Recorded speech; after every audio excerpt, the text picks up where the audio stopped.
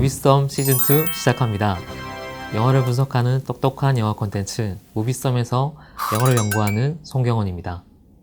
네, 사실 무비썸 시즌1 저도 되게 팬이었고요. 열혈 시청자였고 워낙 너무 잘 하셔서 무비썸 시즌2 제의가 들어왔을 때 사실 이게 독이 든 선구잖아요. 네, 어떻게 해도 욕을 먹을 수밖에 없는 상황인데 그래도 한번 해보겠다라고 생각한 거는 영화를 보고 나면 사실 하고 싶은 얘기가 되게 많습니다.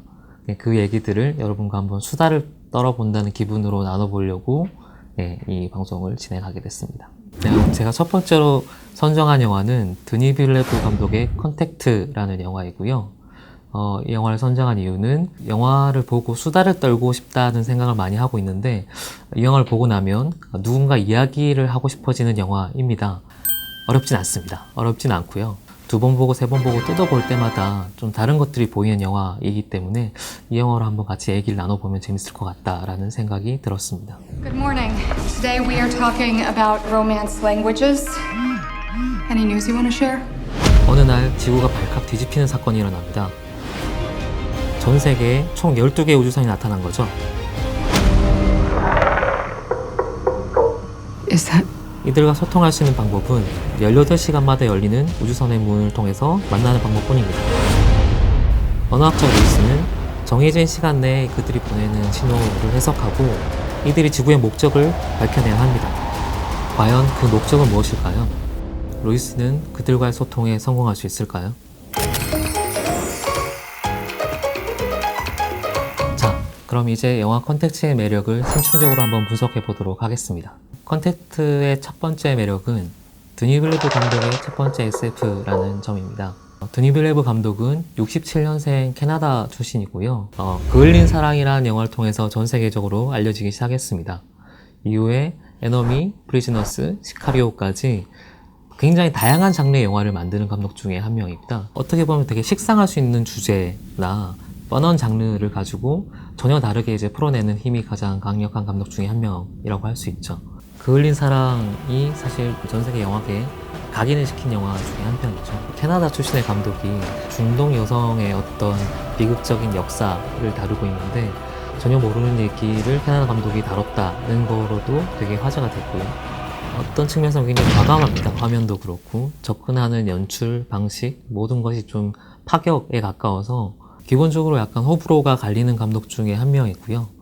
항상 도전적인 주제를 다루고 있기 때문에 오히려 반대로 얘기하면 그렇기 때문에 주목해봐야 될 감독 중에 한 명이라고 생각합니다. 드니 빌레브의 첫 SF라는 점에서도 이 영화는 좀 주목해 볼 만한 영화라고 할 수 있습니다. 드니 빌레브 감독이 만든 SF는 드니 빌레브화 시켰어요. 외계인들이 지구에 오면 늘 뭔가를 부수잖아요.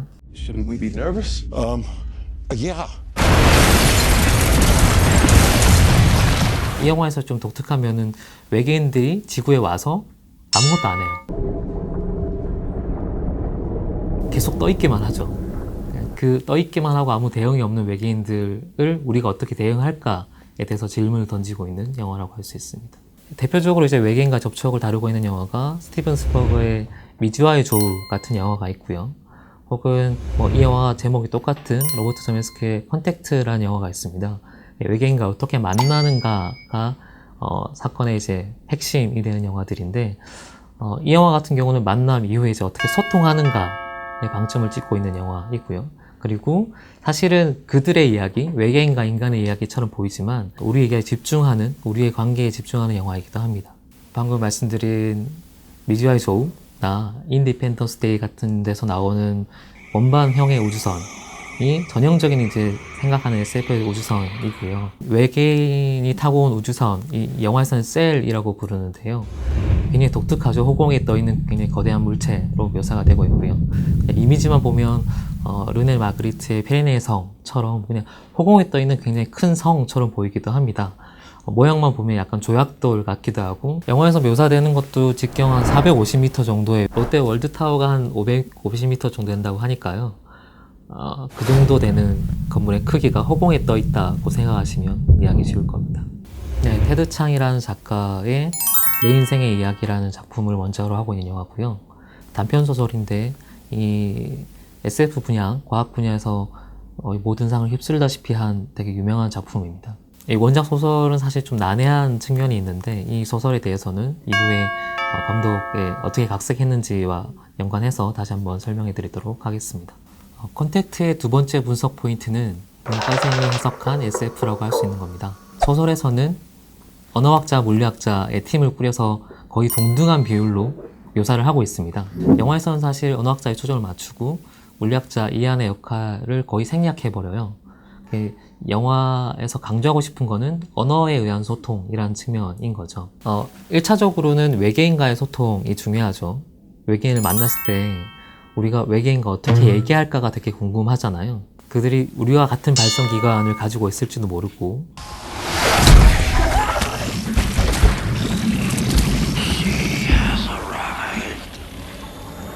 이 영화에서는 외계인과 실제로 만나면 이렇게 소통이 어려울 수도 있겠구나 라는 질문을 남기고 있고요. 말이 얼만큼 사고와 의식을 지배하는지 그리고 그걸 반영하고 있는지를 한 번쯤 생각해 보게 해주는 측면이 있습니다. 웨버 대령이 주인공 루이스에게 이 의뢰를 하러 왔을 때 그냥 외계인들의 소리만 녹음해서 들려줍니다. 루이스가 굉장히 전문가 같은 말을 하죠. 이 소리가 나온 맥락과 상황을 모르면 이해할 수 없다. 다른 전문가를 찾아가려고 하는 웨버 대령에게 산스크리트어로 전쟁의 의미가 뭐냐라고 물어봐라 라고 요청을 하거든요. 다른 전문가는 이 전쟁의 어원이 다툼이라고 하고요. 루이스는 서로를 나눠주다, 서로를 가져가다 라고 얘기를 해요. 루이스라는 언어학자가 가지고 있는 어떤 상대를 대하는 태도를 단적으로 보여주는 거죠. 외계인들을 앞으로 어떻게 대하겠다라는 일종의 암시라고도 할 수 있습니다. 외계인의 형태가 그 문어형 외계인이라고 해야 되나요? 여기서는 영화에서는 헵타포드라고 해서 7개의 다리라는 뜻으로 이제 이름을 붙이고 있는데 그 외계인의 외형에 걸맞게 문자를 쓸 때 먹물 같은 걸 뿜어내서 원형의 고리 같은 어떤 문자를 만들어냅니다. 루이스가 외계인에게 영어를 가르치고 그리고 외계인이 루이스에게 외계인의 언어를 가르치는 이 서로 이제 언어를 배우고 소통하는 방법들이 나오기 시작하죠. 영화에서 이 언어라는 측면을 가장 중요하게 잡고 있는 큰 두 가지 이유는 하나는 언어가 사고를 지배한다는 그 키워드, 또 하나는 전혀 다른 존재들인데 그 경계를 넘어서 과연 소통이라는 것이 가능한지 그 부분에 대한 질문을 던지고 있다고 볼 수도 있습니다. 12개의 다른 지역들이 서로 이제 동시에 통역되는 큰 화면이 나옵니다. 이 영화에서 굉장히 중요한 장면 중에 하나인데 12개의 지역도 사실은 각기 다른 지역이니까 각기 다른 세력이잖아요. 그 12개로 나눠서 온 게 우리의 분란을 조장하기 위해서일 거다라고 생각을 하고 루이스처럼 이제 소통이 먼저 돼야 된다라고 생각하는 쪽에서는 계속 이 정보를 공유해야 된다라고 얘기를 하고 있는 거죠. We're a world with no single leader. It's impossible to deal with just one of us. We could be facing global war. We need to talk to the other sides. 영화 초반에는 외계인과 인간의 소통이 굉장히 중요하게 다뤄집니다. 어떻게 소통할 건지를 12개의 지역들이 다 같이 고민을 하는데 다 공유를 하지 않아요. 그 부분 때문에 그 12개 지역에 있는 인간들끼리, 인간의 세력들끼리 서로 갈등을 빚는 거죠. 그래서 굉장히 인상적인 장면 중에 하나는 그 전체 다 연결돼 있던 그 화면들이 나중에 하나씩 끊어집니다. 그래서 디스커넥트라고 이제 빨간 화면이 뜨는 장면들이 나오는데 그게 사실은 외계인과 인간의 소통에 대한 질문에서 사실은 다 의미와 그 말이 통하는 상대, 인간들끼리 서로의 접촉이 차단되는 모습을 보여주거든요. 그 부분이 외계인과 인간의 얘기에서 우리의 얘기로 전환되는 어떤 지점이라고도 할 수 있죠. 세 번째 분석 포인트는 단순하지만 정확한 연출의 SF라는 점입니다. 데니 블레이브 감독의 영화를 보면 일관되게 화면을 굉장히 단순화시키고 있거든요. 복잡한 미장센이나 전체 구성을 굉장히 단순하게 가져가려고 해요. 셀의 디자인부터가 일단 단순하고요. 접촉할 때 공간들의 표현들을 보면 그냥 거의 흑백의 공간에 가까운 흑백의 공간에 유리창 하나가 있는 정도의 굉장히 단순한 화면들이거든요. 사실은 가장 특이한 부분 중에 하나가 오디오인데요. 전반적으로 사운드는 굉장히 통일돼 있어요. 공간이 바뀌든지 상황이 바뀌든지 외계인 얘기를 하다가 루이스의 기억에 관한 얘기를 해도 사운드는 통일이 돼 있습니다. OST나 음악을 통해서 어떤 정보를 전달한다기보다는 소위 말하는 앰비언스 사운드라고 하죠. 공간음 같은 걸 만들어내기 위해서 굉장히 노력을 했는데, 이 영화에서 전형적으로 사용하고 있는 거는 돌고래 소리에 가까운 소리들이 계속 나오거든요. 그것들이 마치 음악처럼 리듬을 조절하면서 영화 전반에 깔려 있고, 한편으로는 굉장히 몽환적인 느낌을 주기도 하고요. 또 다른 한편으로는 이 외계인과 소통하고 있는 상황이다라는 감정적인 일치를 계속 유지시켜주는 도구이기도 합니다. 영화의 화면들은 굉장히 심플하게 정리가 되어 있습니다. 인물에 포커싱이 맞춰져 있고 나머지 정보들은 최대한 배제하거나 생략하고 있죠. 전반적인 카메라의 속도는 굉장히 느린, 그래서 이야기 전개가 천천히 스며든다는 느낌이 드는 이 호흡은 카메라의 속도와 이 심플하게 정리된 화면들 덕분인데요. 이 영화 전반의 속도가 여느 이제 재난 영화나 SF 영화들에 비교하면 컷도 굉장히 느리고, 컷이 전환되는 속도도 느리고, 카메라가 돌아가는 속도도 굉장히 느립니다. 인물을 찍어낼 때는 인물에만 포커스를 맞추고 나머지는 다 날리는 기법을 사용하고요. 공간을 보여줄 때는 이 공간 끝에서부터 앞쪽까지 굉장히 느리게 카메라를 한번 다 훑어줍니다. 어떻게 생겼는지를 한번 보여주는 거죠. 기본적으로 이 드니 빌레이브 감독의 세계관의 가장 핵심은 경계가 나눠져 있고, 그 경계를 어떻게 뚫고 들어갈 건지에 대한 질문을 계속 던지고 있습니다. 경계라는 거를 여러 가지 아이템이나 화면들을 통해서 이제 드러내고 있는데, 1차적으로는 안개의 이미지가 가장 강력합니다. 그 베이스 캠프에 접근을 할 때 이 거대한 안개를 거쳐서 들어가게 되고요.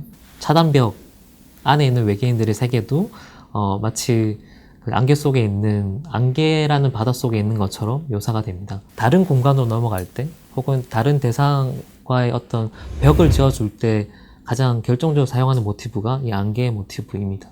그 처음에 말씀드린 것처럼 사실 얘기 자체는 굉장히 단순해요. 이 드니 빌레이브 감독이 단순한 소재 혹은 미니멀한 연출, 단순화시킨 화면들을 계속 차용하는 이유는 얘기 자체의 구조는 굉장히 복잡하거든요.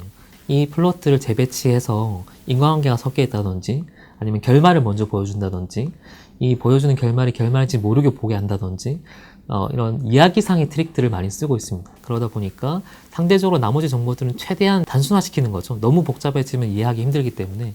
그래도 그렇게 어렵지 않다라고 말씀드린 이유는 그렇게 어렵지 않게 끌고 갈 수 있게끔 감독이 연출을 해놨어요. 그 연출력이 사실은 드니 빌레이브 감독의 가장 큰 힘 중에 하나고, 자기만의 세계에 몰두하는, 소위 말하는 예술성이나 작가성이 너무 높은 영화에 비해서 상당히 대중적인 코드도 맞추고 있는, 최대한 설득하고 설명하려고 하는 어떤 플롯이라고 할 수 있죠. 네 번째 포인트는 반전의 결말이라고 할 수 있습니다. 이 마지막을 위해서 모든 화면을 구성했다라고 해도 과언이 아닌데, 근데 우리가 흔히 반전이라고 하면 마지막에 한 방 임팩트 있게 공개를 함으로써 사람들이 놀래키는 걸로 생각을 하잖아요. 근데 이 영화의 반전은 굉장히 다른 느낌으로 다가옵니다. 좀 약간 천천히 스며드는 것 같은 반전이고, 누군가를 되게 놀래키기보다는 마지막 퍼즐이 맞춰졌을 때 전체 그림이 이랬구나 라고 이해를 시키는 정도의 반전이랄까요?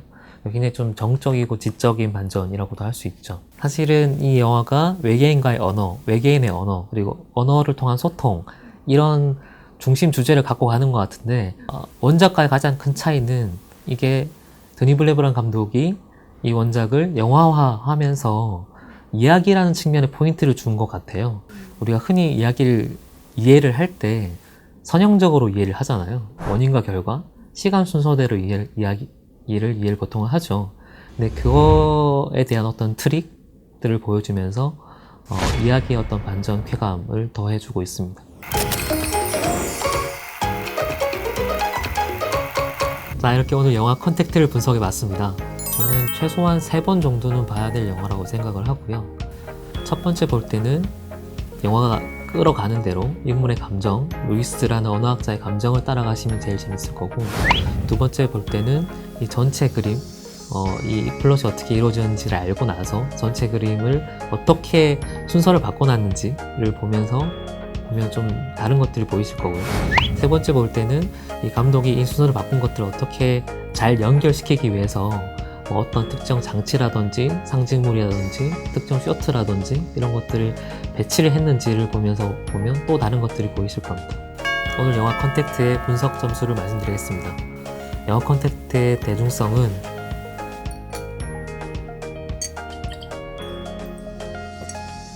170mm입니다.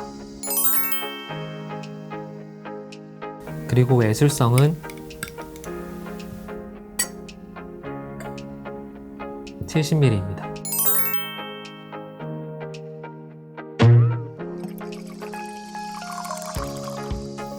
오늘 소개해드린 영화 컨택트의 무게감은